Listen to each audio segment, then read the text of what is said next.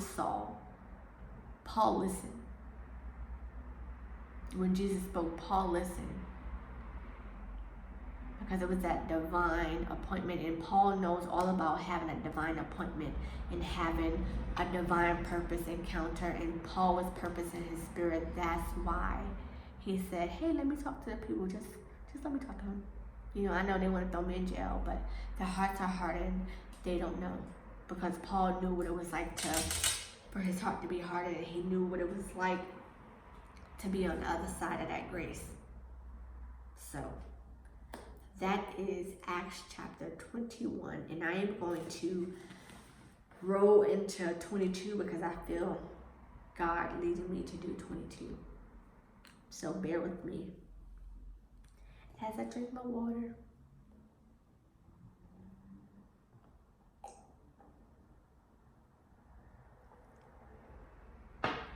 Okay, Acts chapter 22.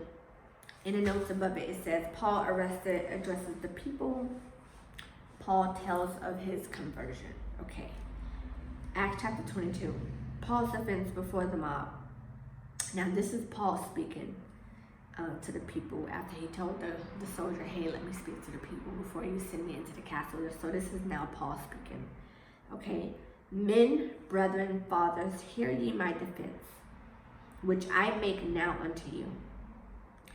And when they heard that he spake in the Hebrew tongue, to them they kept the more silent, and he saith, I am verily a man which am a Jew born of Tarsus, a city of Cilicia, yet brought up into this city at the feet of Gamaliel, and taught according to the perfect manner of the law of the fathers, and was zealous toward God as ye all are this day. And I persecuted this way unto the death, binding and delivering into the prison both men and women. And also the high priest doth bear me witness, and all the estate of the elders, from whom I also received letters unto the brethren, and went to Damascus to bring them which were there bound into Jerusalem for to be punished. So Paul is giving them his testimony. This is why testimonies are so important, because testimonies are effective and they are anointed when we are led by God to give them at specific times, because the reason why God puts us on our heart to give our testimony at certain divine times is because God knows that there's people in that audience that need to hear your testimony. So Paul is giving his testimony and saying, hey, look, I used to keep the law just like you, but I also used to kill Christians and persecute them. And he was like, look, the high priest and them, they can bear witnesses. He said, I used to send them letters and say, hey, I'm going to be in this town, you know, between this time, and you better have these Christians ready. Those who didn't want to follow the Lord, because I'm going to have them killed and I'm going to have them punished and in prison. So Paul's giving them his testimony about who he used to be versus who he is now. Okay, so verse 6. And it came to pass that as I made journey and was come nigh unto Damascus, about noon, suddenly there shone from heaven a great light around about me. And I fell unto the ground and heard a voice saying unto me. Now the words that I'm about to read are in red. That means these words are from Jesus. This is what Jesus spoke. Saul, Saul, why persecutest thou me? Verse 8, these are Paul, what he's saying. And I answered, who art thou, Lord? And he said unto me, this is what Jesus is saying, I am Jesus of Nazareth, whom thou persecutest. And they that were with me saw indeed the light and were afraid, but they heard not the voice of him that spake to me. Isn't that wonderful how when God really wants just you, that vertical relationship, like God can speak to you and do miracles that other people can see, but his voice, how only you and him can hear, that's magnificent, man. Okay, verse 10, and I said, what shall I do, Lord? And the Lord said unto me, arise and go into Damascus, and there it shall be told thee of all things which are appointed for thee to do. So this is Jesus Christ giving Paul instructions. And when I could not see for the glory of that light, being led by the hand of them that were with me, I came into Damascus. And one Ananias, a devout man according to the law, having good report of all Jews which were dwelt there, came unto me and stood and said unto me, Brother Saul, receive thy sight. In the same hour I looked up upon him. And he said, The God of our fathers hath chosen thee, and that thou shouldest know his will, and to see that just one. And thou shouldest hear the voice of his mouth. For thou shalt be his witness unto all men of what thou hast seen and heard. And now why tarriest thou? Arise and be baptized, and wash away thy sins, calling on the name of the Lord. And it came to pass that when I was come again to Jerusalem, even while I prayed in a temple, and I was in a trance, okay, he was caught up in a vision, and saw him saying unto me, now this is Jesus speaking, and these are our letters in red, Make haste and get thee quickly out of Jerusalem, for they will not receive thy testimony concerning me. And I said, Lord, they know that I am imprisoned and beat in every synagogue of them that believe on thee. And when the blood of thy martyr Stephen was shed, I also was standing by and consenting unto his death, and kept the raiment of them that slew him. And he said unto me, Depart, for I will send thee far hence unto the Gentiles. So, Paul is giving his testimony. He's taking them back to in the beginning of what happened, of how he met up with Jesus and what happened, and etc., etc. And Paul was, at this point, he believed in and on Jesus Christ, and he was baptized, and he was washed of his sins. So that means he was saved. He was now gained into the kingdom of heaven. But Paul still had some issues. Paul was like, look, I'm glad, that they said unto me, come into the house of the Lord. He was like, look, Jesus, I'm happy that you call me to the temple and everything. But he was like, yeah, so you want me to preach to the same people that I had Stephen killed, and you want me to speak to them now? Jesus was like, nah, I'm not going to have you go to them now, because they're not going to receive you just yet, but I'm going to send you unto the Gentiles, and then, we're going to work it out. So Jesus was pretty much telling them his testimony. And they gave him audience and unto this word, and then lifted up their voices and said, Away with such a fellow from the earth, for it is not fit that he should live. And as they cried out and cast off their clothes and threw dust into the air, the chief captain commanded him to be brought into the castle, and bade that he should be examined by scourging, that he might know wherefore they cried so against him. So they still haven't received Paul. Paul was like, look, I'm trying to give you my testimony. I'm trying to love on you, but their hearts were so hardened that they was like, no, we don't know you like that no more, bro. So yeah, they still wanted to stone him. Okay, verse 25. And as they bound him with thongs, Paul said unto the centurion that stood by, Is it lawful for you to scourge a man that is a Roman and uncondemned? When the centurion heard that, he went and told the chief captain, saying, Take heed what thou doest, for this man is a Roman. Then the chief captain came and said unto him, Tell me, art thou a Roman? He said, Yea. And the chief captain answered, With a great sum obtained I this freedom. And Paul said, But I was freeborn. Then straightway they departed from him, which should have examined him. And the chief captain also was afraid, after he knew that he was a Roman, and because he had bound him. And on the morrow, because he would have known the certainty wherefore he was accused of the Jews, he loosed him from his bands, and commanded the chief priests and all their council to appear, and brought Paul down and set him before them.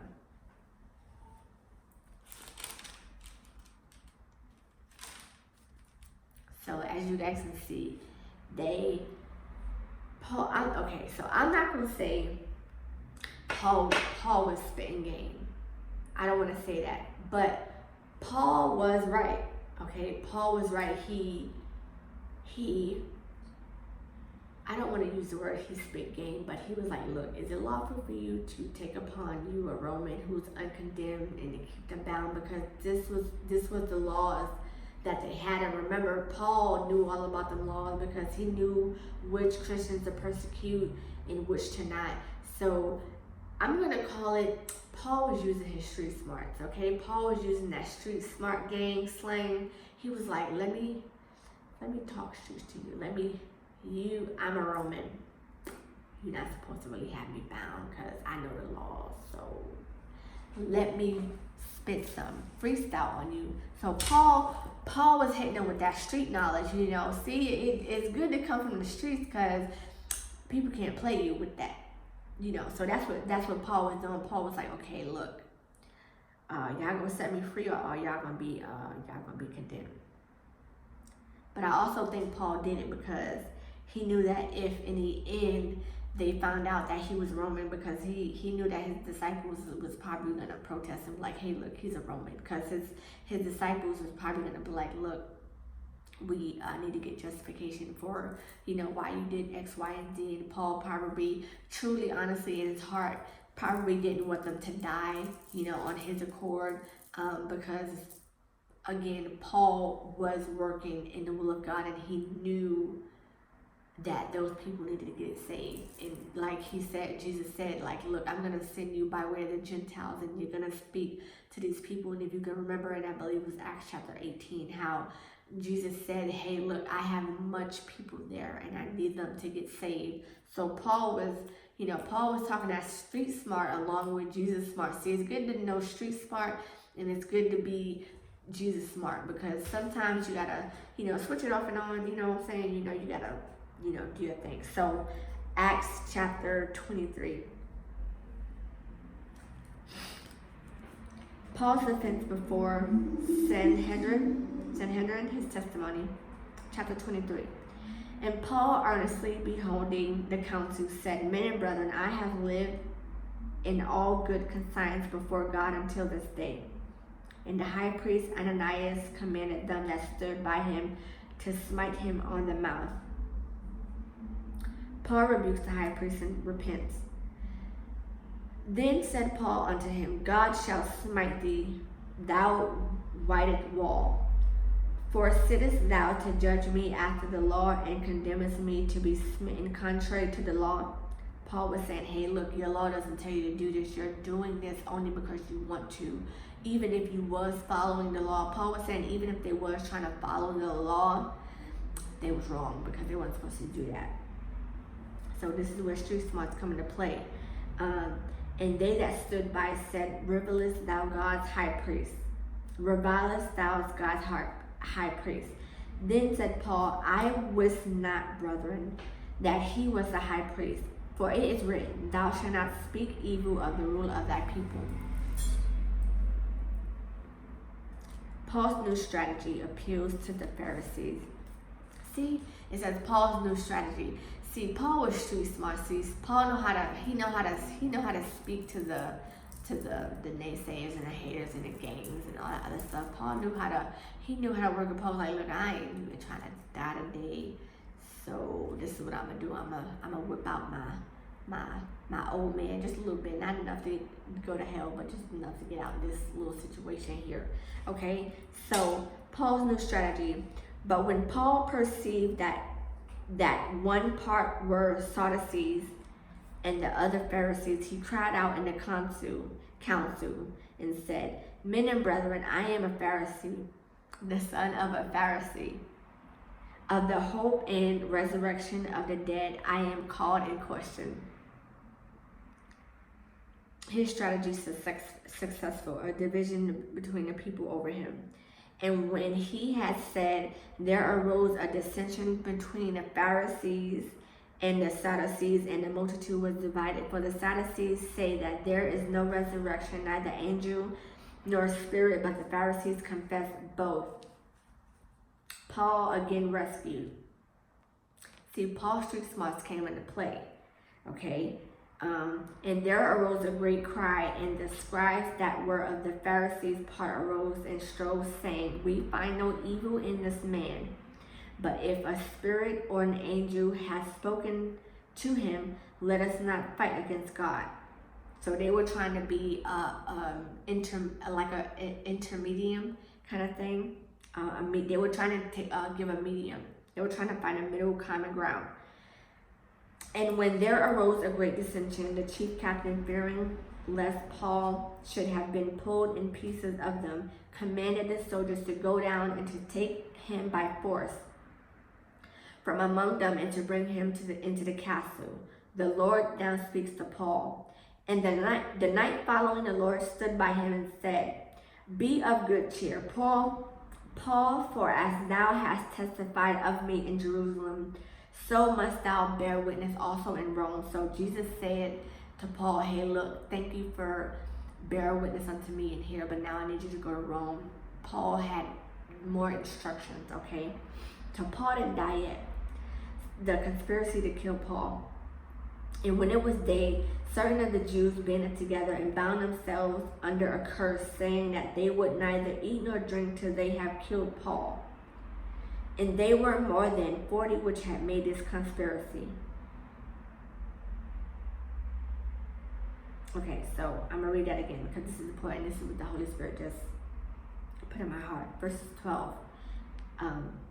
And when it was day, certain of the Jews banded together and bound themselves under a curse, saying that they would neither eat nor drink till they had killed Paul. Because they made a covenant with one another, and it was not of God. It was not God-driven, okay? God did not lead them to do that. They made a pact with the devil. You and I, we got to be careful, okay, of the covenants that we make with people, because you can bring a curse upon yourself by the words you speak and by the promises that you try to make.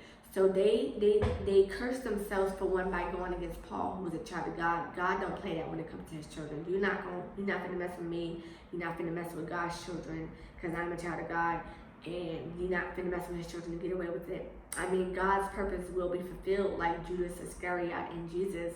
You know, he will allow the enemy to use who he's going to use to fulfill his purpose. But you best believe once he's done with you Judas's, just like Judas hung himself. Them same demons that led you or led whoever is leading your enemies to do whatever to God's people, to me, you better be careful, because them same demons that's leading you to conspire against, you know, us children of God, is going to be the same demons that's going to lead you someplace else. And you got to be careful, okay? And now as children of God, I'm speaking this to you. You got to be careful about the covenant that you're making with people. You can't just make a covenant with anybody. You can't just make covenant with anybody. Just because you want to make a promise, you better be careful about the curses that you are creating, because you are becoming unequally yoked with people who are not of God. So be very careful. They brought a curse upon themselves because they were living in disobedience, because they were trying to kill Paul, who was a man of God. Okay, verse 13. And they were more than 40 which had made this conspiracy. And they came to the chief priests and elders and said, We have bound ourselves under the great curse that we will eat nothing until we slay Paul. Now therefore ye with the council signify to the chief captain that he bring him down unto you tomorrow, as though ye would inquire something more perfectly concerning him, and we or ever he come near are ready to kill him. The plot discovered. And when Paul's sister's son heard of their lying in wait, he went and entered into the castle and told Paul.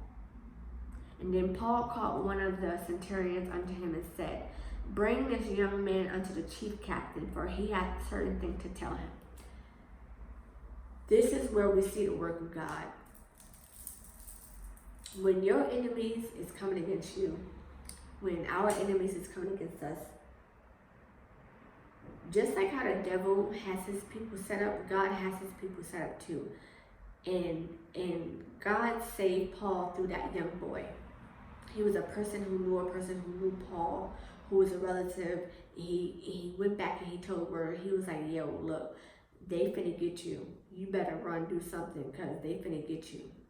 And you have to thank God for those people who are willing to sacrifice their lives, who are willing to sacrifice their reputations, to be honest and say, you know what they're doing isn't right. Let me go and try to save this person. And for those of you who are out there who are like that, who you have the guts and the stamina and the courage to stand up against the people who are doing people wrong behind closed doors, and you know that they're plotting, I commend you, God commends you, and there's a reward for you for being honest and having integrity to say, you know what, you might want to watch your back, because those people, they smile in your face, but they really not for you. They really not about the life that you speak of. And so this person, this boy saved Paul. You know, he put his life on the line to say, hey, Paul, they finna get you. You need to do something. You need to roll up out of there.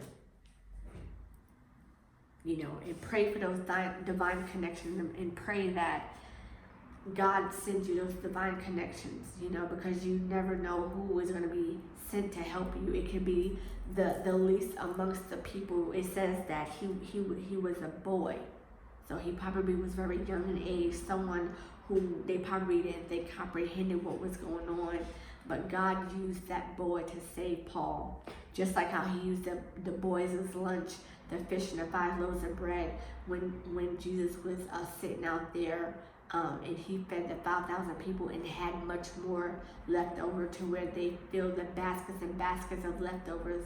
God can use anybody to save a people, and God used that little boy to save Paul. Okay, so the plot was discovered. Okay, and Paul told the boy, hey, thank you for telling me. Then Paul told the centurion, hey, go tell the council what's going on, because you know, we've squashed this, we've came to a medium, they're gonna set me free, and now they're coming against me to try to kill me again. So the centurion went in verses 18. So he took him and brought him to the chief captain and said, Paul the prisoner called me unto him and prayed me to bring this young man unto thee, who has something unto thee to say. And then the chief captain took him by the hand and went with him aside privately and asked him, what is it that thou hast to say?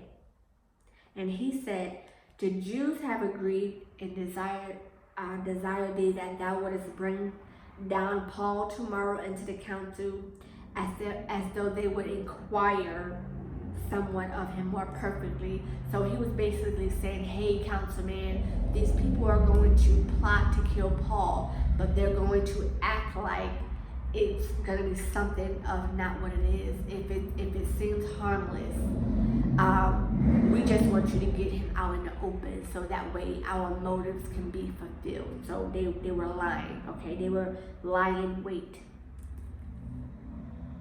But verse 21, he said, but do not thou yield unto them, for there lie in wait for him that more than 40 men, which have bound themselves with an oath, that they will neither eat nor drink till they have killed him, and now they are ready, looking for a promise to thee.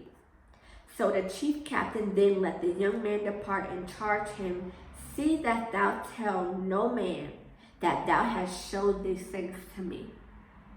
Okay, Paul sent to Felix at Caesarea, and he called unto him 2 centurions, saying, make ready 200 soldiers to go to Caesarea, and a horseman 70, and spearmen 200 at the 3rd hour of the night. You can see how God is using Paul's hookup to outsmart his enemies.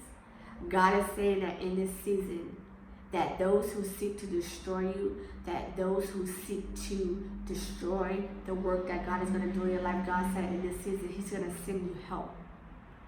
Listen to me. God is going to send you help. Listen to the words that I'm saying. God said in this season that there are people who are plotting against you because they don't like what you're doing. They are speaking against what you are doing. They are speaking against you. They are speaking against God. God said in this season, I'm going to send you help. I'm going to send people to help you. And I'm going to send people to not only help you, but to show that the enemy was never going to win. Was never going to win. Your enemy is never going to win. Our enemy, my enemy is never going to win. God is going to send you help in this season. And God is going to send you help that you didn't even know that could exist.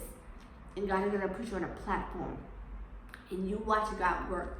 And when you see God work, you better praise Him and praise His holy name through Jesus Christ, because God is about to open this season up for your life and this next season in your life, and you're going to go, boom, won't He do it? Boom, won't He do it? You better walk out God's will in your life, and you let God use you, and you be powerful in the kingdom of God, and you do exactly what God told you to do. Verse 24, and provide them beasts, that they may set Paul on and bring him safe unto Felix, the governor. Verse 25, the epistle to Felix. And he wrote a letter after this manner. Claudius Lysias, unto the most excellent governor of Felix, sendeth greeting. This man was taken of the Jews, and should have been killed of them. Then came I with an army and rescued him, having understood that he was a Roman. And when I would have known the cause wherefore they accused him, I brought him forth unto their council, whom I perceived to be accused of question of their law, but to have nothing laid to his charge worthy of death or bonds. Meaning, God said in this season what they're accusing. God said in this season that what they are accusing you of doing, what they want you to be punished for, God is going to say, no, He didn't write that out. So this councilman was saying now what they are accusing him of is not worthy of death or bonds. Okay, set him free. Who I perceive to be accused of questions of their law, but to have nothing laid to his charge worthy of death or bonds. And when it was told me how that the Jews laid wait for him, I sent straightway to thee, and gave commandment to his accusers, also to say before thee that what they had against him, farewell. Bye. God is going to say in this season, you're going to be telling your enemies, bye-bye. Hello, won't He do it? Won't He do it? Be confident in the Lord that He is able to save thee from your enemies. Because God isn't going to allow anything to happen to you or to me until His will is fulfilled in our lives. So, boom, won't He do it? God said you better get ready for this blessing that's going to come. You better get ready for this blessing that's going to come. I promise you. I promise you. You get ready for this blessing that's going to come. Now, I'm going to end it up with these last few verses. Paul and the epistle delivered to Felix. Verses 31. Then the soldiers, as it was commanded them, took Paul and brought him by night to the Antipatris. On the morrow they left the horsemen to go with him, and returned to the castle. Who, when they came to Caesarea and delivered the epistle to the governor, presented Paul also before him. And when the governor had read the letter, he asked of what province he was. And when he understood that he was of a Cilicia, I will hear thee. And he said, when thine accusers are also come, and he commanded him to be kept in Herod's judgment hall. I'm going to end it on that note. I'm going to end it because we are at an hour and 35 minutes, but I am going to end it on that note. And just to say to you honestly, God is serious about His children. God is serious about His kingdom. And do not be afraid of your enemies, I'm telling you. Don't be afraid of your enemies. Don't be afraid of the things that people say. Don't be afraid of the things that people say behind your back. Don't be afraid of the things that people say behind closed doors. Don't be afraid of what you think they're going to do or what they think they're in control of. And God just spoke this to me. God is saying that in this season, okay? God is saying that in this season, He's going to allow your enemies that are in positional power, He's going to allow them to think that they have enough positional power to have control of your outcome. But God is saying in this season that He's going to show you and them that God has the last say and God is going to have the last laugh. I pray that you guys were blessed by this message. I know I went a little over, but I was able to cover a few chapters because I really believe in my heart, being led by the Holy Spirit, that that's what God wanted me to give to you as His people. And I pray that you are truly, truly blessed by this message, and that you are strengthened, and that you are encouraged, and that you read these scriptures for yourself and get strength and wisdom from God, and to know that God's will be done in your life. And if you are one of those people who you thinking, man, like Paul even said to Jesus after he got saved, you know, you could be a person that's saved, but you still feel like, I'm saved, but that's all I'm good for. God is trying to tell you that you're not worth God's purpose by your own self. You're only worth it because of Jesus Christ. So stop looking at yourself and having doubt and having low self-esteem. God wants you to know that He loves you in and through Jesus Christ. Not that He's not saying that, oh, you're not worth it. He's not looking at it in that type of way. God is saying you are worth it in and through Jesus Christ because you were born in a world of sin. And the only way that God can redeem you and I is through Jesus Christ. And God is saying that you are worthy in and through Jesus Christ because He loves you. He loves me. So know that I don't care what your background is. You know, I come straight up from the ghetto, from Brooklyn, New York, the 5 boroughs, you know, Brooklyn, New York. That's one of the worst ghettos you can ever come out of. And God is still using me, and God is still calling me, you know, even if my life wasn't all perfect and etc., even coming out of the ghetto, even making mistakes, still look at me, still God is calling me. If you need anything to look at my life, look at the people who you follow on Instagram. You know, a lot of our lives aren't perfect and peaches and cream, and you wonder, why do God call you? You know, why not me? Why not you? Why doubt what God is trying to do in your life based on how you see yourself? That lets you know that you have to change your perspective, because who you are and who Jesus is calling you to be are two different people. And two different people. Like, you going this way, your old man, and Jesus is going this way. You trying to tell Jesus, no, you need to go this way with me. I'm not worthy. But Jesus is saying, no, this is why I died. You know, Jesus is saying, look at the holes in my hand. You know, look at what I sacrificed for you. I sacrificed and I paid. I purchased you with my blood, and you are now worthy. You are now redeemed. You are now whole. You are now sanctified. You are now holy. You are now righteous. Like, we don't have to walk around trying to be righteous. We are righteous in and through Jesus Christ. But we just gotta walk out this flesh, this earth. And while we're here, God is gonna use us. God is gonna use you. So stop saying that you're worthy. You know, pick back up your goals. You know, pick back up what you desire to do. And even if you're afraid and you think, man, I'm not worthy to do that, it's not up to you. God chose you. God called you.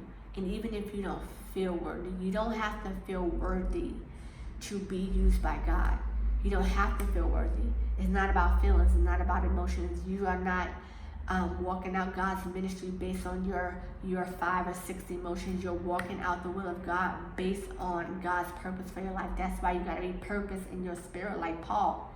Paul said, in the midst of my tears, in the midst of my temptations, in the midst of my fears, in the midst of me crying, I had to be purpose in my spirit, because Paul was trying to tell us, hey, if I would have been led by my feelings, my emotions, Paul probably was saying he probably would have quit a long time ago. Paul was like, I was tempted. I had tears. I cried.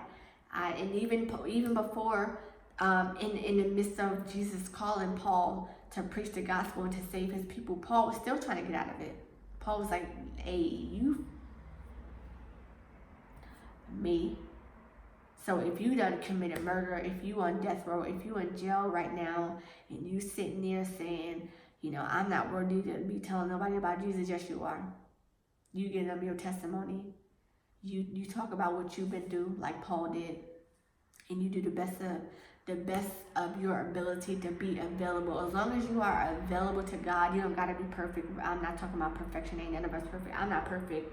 I still look at some people like, I wish I could pluck you right now, but that don't make me. That doesn't mean that I'm gonna throw God's ministry away just because I had one bad day or one bad moment within a day and I wasn't acting as holy as Jesus is calling me. I'm not gonna throw away God's ministry just because I'm not as perfect as people want me to be, or don't want me to be. It doesn't matter, but I'm telling you, man, I don't know.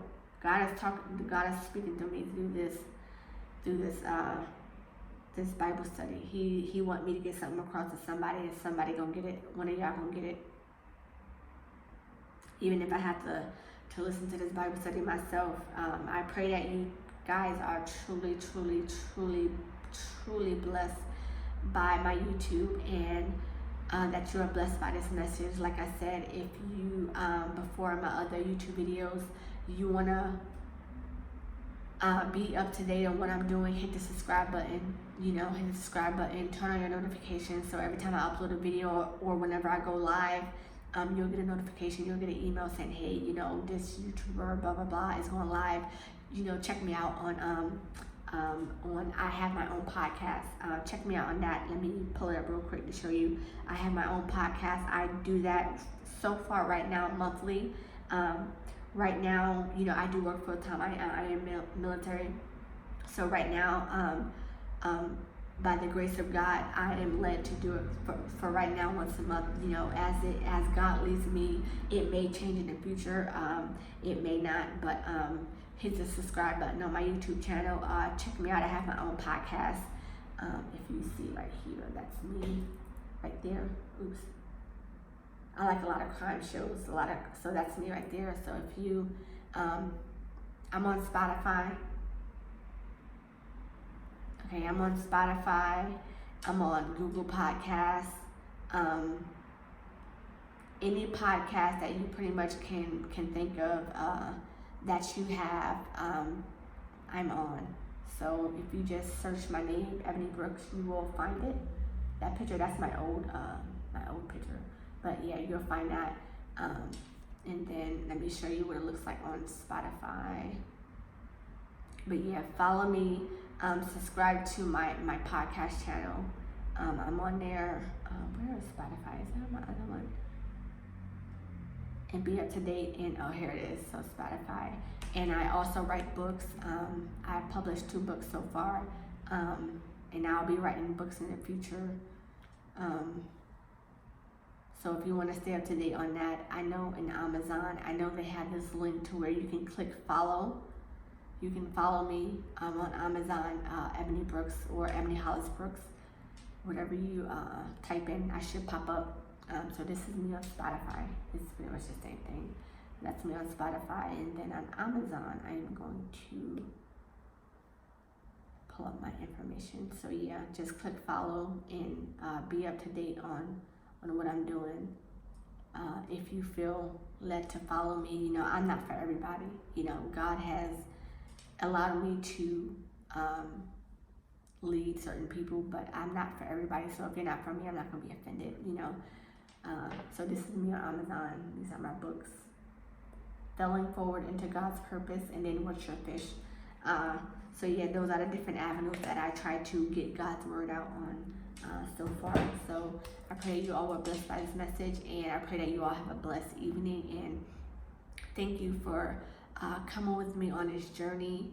I read chapters 22, 23, and I have 24 to 28 to go through, so 4 more chapters, 24, 25, 26, 28. Okay, yeah, sometimes I can't count, so I gotta do that, A, B, C, D, and so hit the subscribe button, and I will see you guys later. Talk to you later. Bye.